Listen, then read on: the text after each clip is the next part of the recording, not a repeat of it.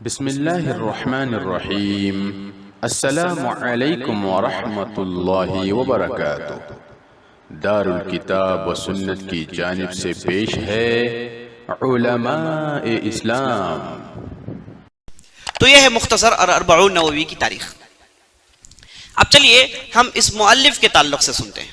یہ مؤلف جن کا نام ابو زکریا یحییٰ بن شرف النووی تھا، بہت زبردست عالموں میں سے ایک ہیں۔ اگر دنیا کے علماء کا لسٹ بنایا جائے، ان میں اہم علماء کی ایک لسٹ، ایک فہرست تیار کی جائے تو اس میں امام نووی کا ہونا ضروری ہے۔ اس میں امام نووی کا ہونا بہت ضروری ہے۔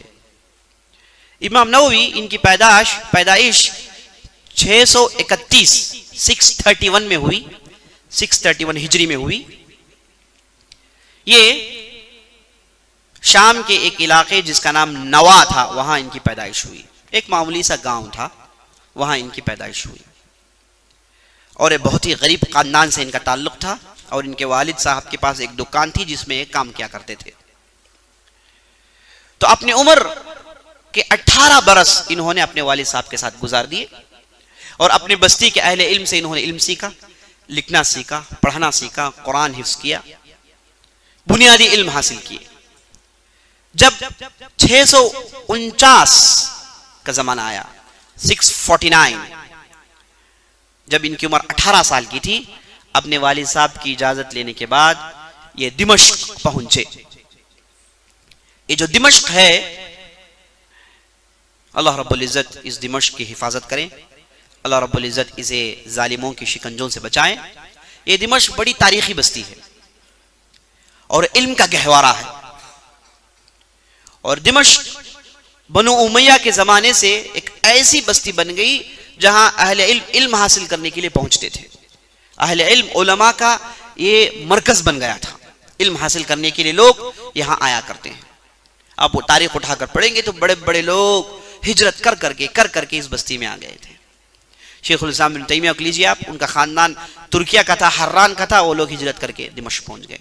علم کی محبت ان کی والد نے دیکھا تو انہیں لے کر دمشق پہنچا دیے۔ تو اپنی عمر کے 18 سال میں دمشق پہنچتے ہیں۔ عزیز دوستو، ان کی پیدائش 631 آپ نے سنی، وفات ان کی ہوئی 776 676 میں۔ تو کتنے سال انہوں نے زندہ رہے؟ یہ 46 سال، 46 ایئرز یہ زندہ رہے۔ اتنی مختصر سی زندگی ہے نا، کم عمر ہے، 46 بہت ہی کم عمر ہے، لیکن انہوں نے جو محنت کی اور انہوں نے جو علم کی خدمت کی، انہوں نے ایک کتاب لکھا جس کا نام تھا مجموع المہذب۔ اس کے تعلق سے آج کے اہل علم کہتے ہیں اگر ساری دنیا کے یونیورسٹیز کے پی ایچ ڈی اسکالر جمع ہو جائیں، جمع ہو کر ایک ایسی کتاب لکھنا چاہے لکھ نہیں سکتے، ایک ایسی کتاب لکھنا چاہے لکھ نہیں سکتے۔ مجموع المہذب، مجموع المہذب، اللہ اکبر۔ صرف 40 پر 6 سال، 18 سال کی عمر میں دمشق آئے تو اپنی پوری زندگی اس کے بعد دمشق میں گزارے، اور انہوں نے کبھی بھی شادی نہیں کی، بیچلر تھے اور اسی حالت میں وفات پا گئے، اور پورے کا پورا وقت علم کے لیے دیتے تھے۔ یہ جب دمشق میں آئے تو شروع میں ایک مدرسہ تھا جس کا نام المدرسۃ الرواحیہ، وہاں پر انہوں نے 2 سال علم حاصل کیا، اور اس کے بعد اتنی ان کے اندر سکت پیدا ہو گئی کہ خود انہوں نے جانچ لیا، پڑھ لیا کہ کون سی کتاب کو پڑھنی چاہیے، تو ان کتابوں کو انہوں نے چنا، اور روزانہ 12 درس اٹینڈ کیا کرتے تھے، روزانہ 12 درس میں حاضری دیتے تھے۔ آپ ایک درس میں آئے ہیں، صبح سے شام تک یہ 12 درس میں حاضری دیا کرتے تھے۔ مختلف فنون کو ایک ساتھ انہوں نے پڑھا، 12 سبجیکٹس کو انہوں نے ایک ساتھ پڑھا، اور زندگی کا بہت بڑا حصہ اس میں لگایا۔ ان کے تعلق سے آتا ہے کہ یہ ایک ایسے مرحلے کو پہنچ گئے تھے، علم کی ان کی اتنی محبت ان کے دل میں پیدا ہو گئی تھی کہ اپنی زندگی کو جب انہوں نے اس مدرسے میں بتایا تھا، المدرسۃ الاقبالیہ، اس کے بعد ایک مدرسہ ہے جس میں انہوں نے اپنی زندگی بتایا، اس مدرسے میں انہوں نے 2 سال ایسے بتائے جس میں انہوں نے کبھی بھی بستر میں لیٹ کر نہیں سویا۔ 2 سال ایسے گزرے جب بیٹھ کر سوتے تھے، اپنی پیٹھ کو انہوں نے زمین میں لگایا ہی نہیں، ایسے ہی اتنے مصروف ہو گئے تھے عبادت اور علم میں کہ انہوں سونا بھی نہیں چاہا. اللہ اکبر، بیٹھ کر سوتے تھے. اس وجہ سے ایسی کتابیں لکھی جس کے تعلق سے آپ سے سنا کہ ساری دنیا مل جائے تو ایسی کتاب لکھ نہیں سکتے. اور اللہ رب العزت نے ان کے علم میں برکت دی چونکہ ان کے دل میں بہت زیادہ تقویٰ تھا، زاہد آدمی تھے. ساری دنیا کے عمراء ان کے پاس ملنے کے لیے آتے تھے، لیکن کبھی بھی کسی سے پیسے لینا انہوں نے ضروری نہیں سمجھا. اپنی زندگی کو فقر و فاقے میں گزارا، ایک دن روزہ رکھتے اور ایک دن روزہ چھوڑتے تھے. ایسا ان کا معاملہ تھا. لوگوں نے انہیں دیکھا تو کہا کہ آپ اتنے دبلے پتلے ہو گئے، ڈری اللہ سے کہیں مر نہ جائیں آپ، کہیں مر نہ جائیں آپ. تو کہا کہ میں بہت کھاتا ہوں بہت پیتا ہوں، جو کھاتا ہوں پیتا ہوں یہ اللہ کے لیے کافی. اور تقوی کا یہ عالم تھا کہ دمشق میں رہتے تھے، کسی پھل کو چھوتے بھی نہیں تھے، کسی پھل کو چھوتے بھی نہیں تھے. لوگوں نے پوچھا کہ آپ پھل کیوں نہیں کھاتے؟ تو کہا کہ یہ جو پھل دمشق میں آتے ہیں یہ ان زمینوں سے آتے ہیں جو وقف کی زمینیں ہیں، اور وقف کی زمینوں کو یہ جو بادشاہ ہیں اپنا خزانہ انہوں نے بنا لیا ہے. وقف کی زمینیں ہیں لیکن اپنے لیے انکم کا ذریعہ بنا لیا ہے، اور لوگوں کو مساقہ میں دیتے ہیں. مساقہ ایک قسم کا ٹرانزیکشن ہے، اس میں دیتے ہیں اور اس سے پیسے لاتے ہیں، اور اس کے بعد ان پیسوں کا کیا کرتے ہیں کسی کو نہیں معلوم. تو ان زمینوں سے یہ پھل نکل آتے ہیں، تو اس وجہ سے میں پرہیز کرتا ہوں کہ یہ پھل میرے اندر نہ جائیں. یہ عالم تھا تقوی کا. اور مختصر کھاتے تھے، اور جب بھی کھاتے تھے تو ساتھ کتاب ہوا کرتی تھی، ساتھ کتاب ہوا کرتی تھی. اور کھانا ان کا صرف بریڈ تھا جو پانی میں ڈبو کر کھا جاتے تھے. اسی ڈھنگ سے انہوں نے اپنی پوری زندگی بتائی، علم میں اور علم کی نشر و اشاعت میں. اللہ اکبر. اور اس کے بعد ایسے ایسی کتابیں لکھی. سب سے مشہور کتاب ان کے ریاض الصالحین ہے، ہر آدمی جانتا ہے ریاض الصالحین جو بہترین کتاب مانی جاتی ہے. تو انہوں نے حدیثوں کو جمع کر کے ایسی حدیثوں کو جمع کیا جس میں آدمی پڑھنے کے بعد اس کے اندر اللہ کا ڈر پیدا ہو جائے، تقوی پیدا ہو جائے. اسی لیے انہوں نے نام رکھا ریاض الصالحین، نیک لوگوں کا باغیچہ، نیک لوگوں کے باغیچے اس کا معنی آتا ہے. تو بہترین حدیثوں کو جمع کیا. ساری دنیا میں کتاب پڑھی جاتی ہے، ساری دنیا میں اس کتاب کو پڑھتے ہیں لوگ. آپ چلے جائیے، آپ جہاں بھی آپ جانا چاہتے ہیں چلے جائیے.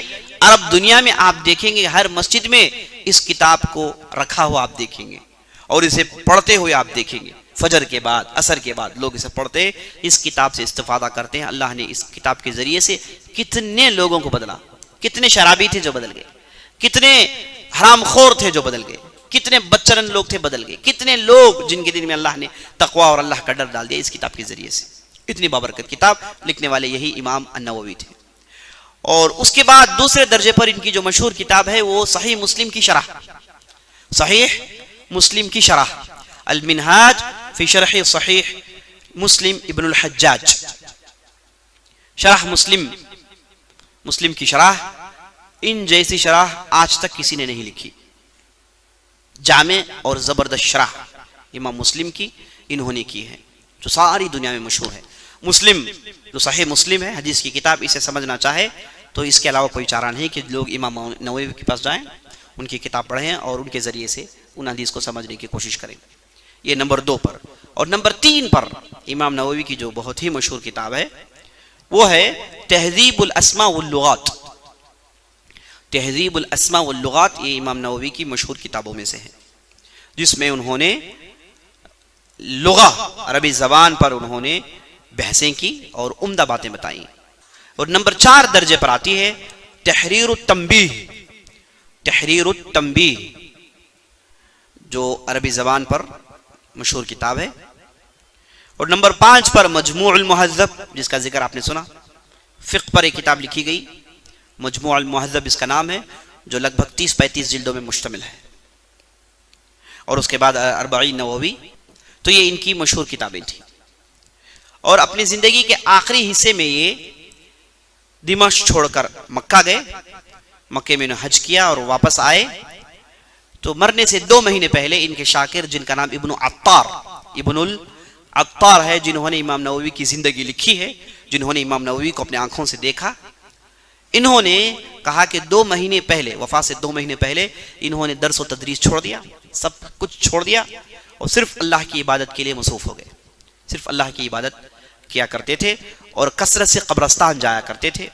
قبروں کی زیارت کرتے تھے، اپنے اساتذہ کی قبروں کی زیارت کرتے، جہاں پر ٹھہر کر بہت دیر تک روتے رہتے تھے، بہت دیر تک روتے رہتے تھے، اور اس کے بعد یہ اپنی آخری زندگی میں واپس اپنے گاؤں چلے جاتے ہیں۔ النوا جہاں ان کی پیدائش ہوئی وہاں چلے جاتے ہیں، وہیں وفات پاتے ہیں۔ اور جب وفات پا گئے تو لوگوں نے ان کی قبر کو گھٹ کرنا چاہا، اس پر گنبد باندھنا چاہا۔ امام سیوطی کہتے ہیں، امام نووی کی زندگی کا ذکر کرنے کے بعد کہتے ہیں کہ ہوا ہے کہ جب لوگوں نے گنبد بننا چاہا تو لوگوں نے خواب میں امام نووی کو دیکھا کہ وہ ڈانٹ رہے ہیں، کہہ رہے ہیں کہ یہ سنت کے خلاف کام ہے، ہرگز نہ کریں، یہ سنت کے خلاف ہے، قبروں کو گھٹ کرنا، اس پر گنبد بنانا یہ نبی صلی اللہ علیہ وسلم کی سنت میں نہیں، قبر کو اسی حالت میں چھوڑ دی جائے۔ تو جنہوں نے بنا انہوں نے اسے ڈھا دیا اور قبر اسی حالت میں ہے۔ قبروں کو گھٹ کرنا اور اس پر گنبد بننا یہ ہمارے لوگوں کا کیا ہے؟ پرانا شیوا ہے۔ ایک آدمی کی عزت جب وہ زندہ رہتے ہرگز نہیں کرتے، قدر ہرگز نہیں کریں گے جب وہ زندہ ہیں، مرنے کے بعد قدر کریں گے، اور اتنی قدر کریں گے کہ ان کے ساتھ غلو کرنے سے بھی پرہیز نہیں کریں گے، یہاں تک کہ شرک بھی کر بیٹھیں گے۔ بہرحال امام نووی کے تعلق سے مشہور ہے کہ جب قبر گھٹ کی گئی تو خواب میں جو لوگ کر رہے تھے ان کے خواب میں آئے اور انہوں نے ڈانٹا، کہا کہ یہ مت کیجئے، یہ سنت کے خلاف ہے، تو لوگوں نے اسے چھوڑ دیا۔ تو یہ تھے امام نووی جنہوں نے یہ مشہور کتاب لکھی۔ اللہ رب العزت نے ان کے اندر اتنا اخلاص رکھا تھا جس کی بنیاد پر ان کی کتابیں ساری دنیا میں پھیل گئی، ساری دنیا پھیل گئی۔ دنیا میں کوئی ایسا مدرسہ نہیں، کوئی ایسا جامع نہیں، ایسی مسجد نہیں جہاں پر ان کی کتابوں کو نہیں پڑھی جاتی ہو۔ تو یہ اربع النووی اور یہ اس مؤلف کا مختصر تعارف۔